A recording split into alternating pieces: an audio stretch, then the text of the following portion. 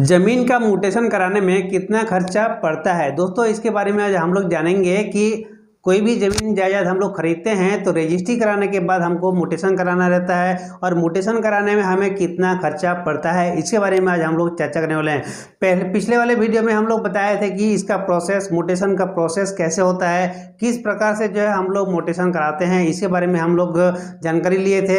अगर आप लोग उस वीडियो को नहीं देखे हैं तो जाकर उस वीडियो को देख सकते हैं, ताकि किस प्रोसेस से हम लोग म्यूटेशन कराते हैं ज़मीन का, या ज़मीन का दाखिल खारिज किस प्रोसेस से कराते हैं। अगर कोई भी ज़मीन को हम लोग खरीदते हैं तो उस ज़मीन को हम अपने नाम पर कराने के लिए हमें क्या क्या करना पड़ता है, किस प्रोसेस से हमको गुजरना पड़ता है, इसके बारे में हम पिछले वीडियो में हम लोग बताए थे। लेकिन आज हम लोग बताएंगे कि वही सेम वही प्रोसेस, अगर उसी को हम कराने में हमारा कितना खर्चा होता है, इसके बारे में आज हम लोग जानेंगे। और हमको जो कहाँ कहाँ पे पैसा देना पड़ता है और कितना खर्चा होगा ये हम लोग जानेंगे, ताकि अपने नाम कराने में रजिस्ट्री तो हो गया ऑलरेडी, लेकिन रजिस्ट्री होने के बाद जब हम म्यूटेशन कराते हैं तो डॉक्यूमेंट्स के बारे में हम बता चुके ऑलरेडी कि क्या क्या डॉक्यूमेंट्स लगता है उस समय म्यूटेशन कराने में, तो वो हम बता दिए थे। लेकिन अब जो है खर्चा कितना लगता है ये जानेंगे, और जब हम ये खर्चा करते हैं, इतना पैसा हम उनको देते हैं, उसके बदले में हमें क्या मिलता है, ये भी आज हम लोग जानेंगे इस वीडियो के माध्यम से। बने रहेगा इस वीडियो पर, और अगर आप चैनल में नए हैं तो इस चैनल को सब्सक्राइब करके रख रहे हैं, ताकि आने वाले टाइम में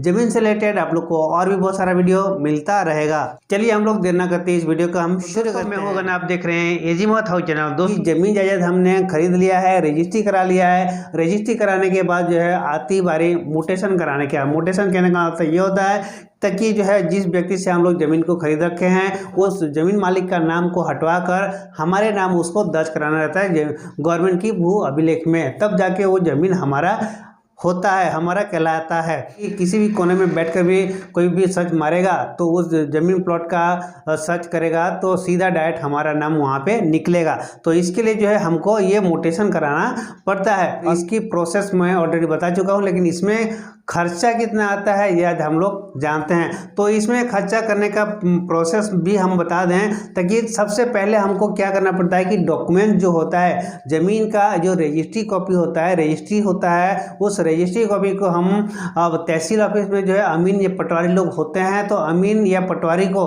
हम लोग देते हैं। ठीक है, अमीन पटवारी को हम लोग अपनी ओरिजिनल डॉक्यूमेंट्स उनको बताते हैं कि भाई इसको जो है म्यूटेशन करना है। ठीक है, तो म्यूटेशन करने के समय उनको कुछ फीस देनी पड़ती, सेम उसी टाइम में ही। अब दोस्तों हम क्या करते हैं कि अमीन या पटवारी को डायरेक्ट हम पैसा पेमेंट पकड़ा देते हैं, ताकि वो कहाँ कहाँ पे कितना कितना खर्चा होता है वो अपने आप जो है डीलिंग कर लेते हैं। हम सीधे वो उनको बोल देते हैं कि भाई म्यूटेशन कराने में, प्रमाणीकरण कराने में अब कितना खर्चा लगता है, उनसे पूछ लेते हैं कि वो ऑटोमेटिकली उन निगम के अंतर्गत अगर जमीन आता है तो उसका रेट जो है अलग पड़ता है। और दूसरी बात ये है कि कृषि भूमि का जमीन को अगर हम खरीद के उसको म्यूटेशन करा रहे हैं तो उसका खर्चा अलग होता है, उसका खर्चा कम होता है। ठीक है, जमीन का म्यूटेशन करा रहे हैं तो हो सकता है आपसे जो अमीन या पटवारी हैं, हो सकता है 2000 में ही जो आपका प्रमाणीकरण कर दें, यानी कि प्रमाणीकरण करने का मतलब आपका म्यूटेशन कर दें, दाखिल खारिज कर दें, 2000 रुपये में ही आपका कंप्लीट हो जाएगा। लेकिन दोस्तों वहीं पर जो है वो कमर्शियल ज़मीन है या पे नगर निगम के अंतर्गत अगर आता है वो ज़मीन, तो उसके लिए दोस्तों सीधी पड़ जाता है आपका कम से कम आपको मिनिमम 4000 या 5000 या 6000 रुपये, इस तरीके से आपको जो वहाँ पर आपको खर्च करना पड़ जाएगा। यानी कि आपको जो है मिनिमम 3000 से लेकर 10,000 के बीच में जो है आपको ये म्यूटेशन कराने में आपका खर्चा पड़ जाता है। अमीन या पटवारी लोग से आप कैसे डीलिंग कर पा रहे हैं, ताकि उन लोग जो है कितना में वो जो मान जा रहे हैं, तो गवर्नमेंट की उसमें फीस भी जमा करनी पड़ती है और उतना पेमेंट देते हैं। तो ये इसका टाइमिंग क्या होता है कि उन लोग एक हफ्ते के अंदर अंदर, यानी 1 हफ्ता या 10 दिन के अंदर अंदर आपको बनाकर दे देते हैं, यानी कि आपका म्यूटेशन कराकर या दाखिल खारिज करके आपको दे देते हैं, अगर अमीन या पटवारी के माध्यम से कराते हैं तो या फिर जो है आप जो हो सकता है जो अमीन 15 दिन में लगा सकता है अगर उनके पास टाइम ना हो तो। ठीक है, लेकिन कम से कम हफ्ता 10 दिन में आपका हो जाता है, इतना आप जान लीजिए। ठीक है, जब हम इतना पैसा देके जब हम म्यूटेशन कराते हैं या दाखिल खारिज कराते हैं तो वो अमीन या पटवारी हमको क्या देंगे, तो जिनसे आपने खरीदा था उस व्यक्ति का नाम को हटाकर आपका नाम जो दर्ज हो जाता है, दर्ज होने के बाद एक रिपोर्ट मिलती है गवर्नमेंट की भू अभिलेख में, जो है वो एक रिपोर्ट बन जाती है, रिपोर्ट निकलती है उस सॉफ्टवेयर में, वहाँ से प्रिंट आउट निकाल कर आपको एक कॉपी आपको डायरेक्टली देते हैं। ठीक है, उसमें सील साइन मोहर लगाकर, अमीन पटवारी उसमें सील साइन मोहर लगाकर आपको वो एक प्रति आपको ओरिजिनल प्रति आपको दे देते हैं। और ये इसको हम लोग बोलते हैं कि B1 P2, ठीक है, B1 P2 बोलते हैं या संधारण खसरा भी बोलते हैं, ठीक है। तो इससे आपको ये पेपर आपको बहुत सारे जगह में, कई जगह पे बहुत भी काम आता है, ठीक है, ये भी जान लीजिए। इसके साथ में दोस्तों एक, अगर आप कृषि भूमि लिए हैं तो किसान किताब एक बनता है, ठीक। अगर जो है नगर निगम से हैं फिर वहाँ भी जो है किसान किताब बनते हैं, ठीक है। वो जिसे हम लोग जो पासबुक बोलते हैं, एक छोटा सा कागज में पासबुक टाइप का होता है। अगर आप छत्तीसगढ़ के अंदर आते हैं तो छत्तीसगढ़ के अंतर्गत अगर आते हैं तो छत्तीसगढ़ में एक पासबुक बनता है, पासबुक टाइप का जो है वो किसान किताब होती है। किसान किताब एक बना कर देंगे और आपको B1 P2 आपको निकाल कर देते हैं, ठीक है। इसके साथ में दोस्तों जो आपका रजिस्ट्री, ओरिजिनल जो रजिस्ट्री आपने उनको दिए हैं, ठीक है, प्रमाणीकरण या म्यूटेशन कराने के आप दिए हैं, तो उसमें क्या होता है कि तहसीलदार साहब का जो है उसमें आप चेक करके प्रमाणित लिख देते हैं। प्रमाणित लिखने के बाद तहसीलदार साहब का भी सील साइन मोहर रहता है एक कोने में, ठीक है। एक कोने कहने का मतलब फ्रंट पेज का एक कोने में जो सील साइन मोहर लगा हुआ रहता है, प्रमाणित वहाँ पर लिख देते हैं, ठीक है।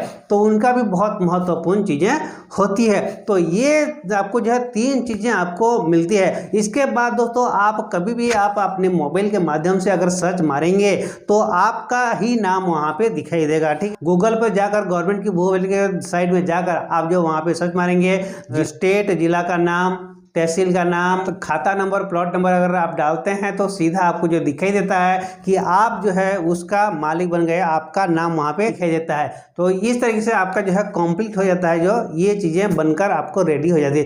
तब आपको जो है खुशी भी मिलती होगी उस समय जब देखते हैं कि हाँ, तब आप समझ जाएं कि जो भी हमने ज़मीन खरीदा है वो हमारे नाम पर हो गया, अब जो है ये मेरा ज़मीन हो गया है बोल के आप दावे के साथ जो है कह सकते हैं। ये म्यूटेशन कराने के बाद, म्यूटेशन कराने के बाद वो कोई भी आपका झंझट नहीं रहता है, आपका ज़मीन हो जाता है वो। अगर आप ये म्यूटेशन नहीं कराते हैं तो खाली ज़मीन रजिस्ट्री कराने से खाली आपका ज़मीन नहीं होता है, ये कराना बहुत अनिवार्य चीज़ें होता है। म्यूटेशन कराना ज़मीन अनिवार्य चीज़ें होता है। कहीं कहीं पे प्रमाणीकरण कहते हैं, कहीं पे दाखिल खारिज बोलते हैं, ठीक है, इंग्लिश में उसी को म्यूटेशन बोला जाता है, ठीक है। तो ये कराने में खर्चा हमने बता दिया आपको कि यहाँ पे 2000 से लेके 10,000 के बीच में आपका खर्चा आ सकता है। वो होता है आपका, आप पटवारी के ऊपर डिपेंड पड़ता है और कौन सी स्टेट में किस हिसाब से जो है कहाँ पर कौन सी एरिया में कितना जो खर्चा रहता है, वो अलग अलग रेट होता है। तो हमने मोटा मोटी बता दिया कि जो भी अगर कोई भी ज़मीन का अगर म्यूटेशन करा रहे हैं तो खर्चा कम से कम मिनिमम 2000 से लेके आपके 10,000 के बीच में खर्चा होने वाला है। दोस्तों आज का ये इन्फॉर्मेशन आप लोगों को कैसा लगा जरूर कमेंट में बताइएगा। साथ में चैनल में नए हैं तो इस चैनल को सब्सक्राइब करके रख रहे हैं ताकि आने वाले टाइम में जमीन से रिलेटेड आप लोग को और भी बहुत सारा वीडियो मिलता रहेगा। आज के लिए इतने ही, फिर मिलेंगे नई वीडियो के साथ। तब तक के लिए आप सभी को मेरा तहे दिल से नमस्कार।